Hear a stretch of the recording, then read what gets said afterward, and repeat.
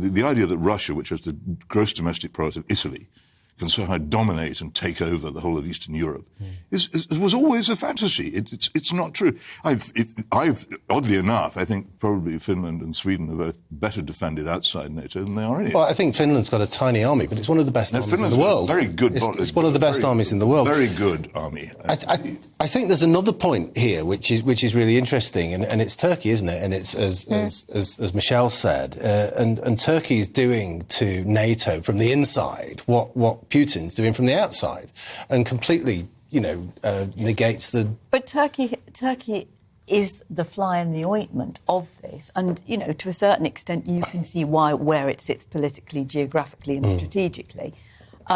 Whether or not, President Erdogan said that don't bother coming to talk to me, I will not be persuaded otherwise.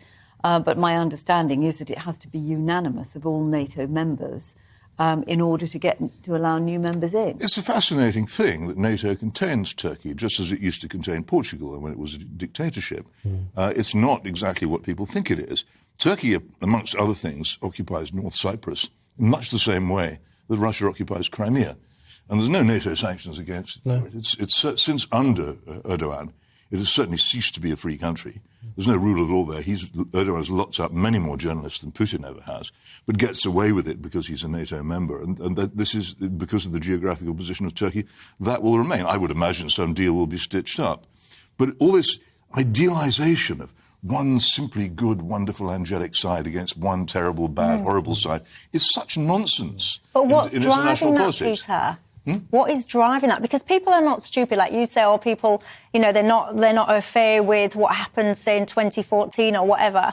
There's a lot of very sensible, intelligent people, actually, that are choosing to have a very simplistic, binary, goody, baddie, simplistic level of conversation. Why do you think that is? Because it's because a large part of my trade simply hasn't covered this thing properly. I was writing about the Ukraine language problem and the difficulties between the Russians and the Ukrainians in Ukraine many years ago, and the problems over Crimea and the Don Basin. I know where these places are. I've been to them. But could I get anybody to listen? No, nobody was interested in it until it exploded. It exploded because nobody had been interested in it. And this is very often the case. What you can do about it, I don't know. I have this huge advantage in my life. I lived in the Soviet Union when it collapsed. I saw it collapse. And I feel I have a duty to tell people things that they don't know, because I had this enormous privilege. And from those to whom much is given, much is required. So I make myself very unpopular by pointing out that factually, most people who go on the television talking about Ukraine haven't the foggiest idea what they're talking about. So not even the slightest. So, Peter, what do you think the end game is for Putin?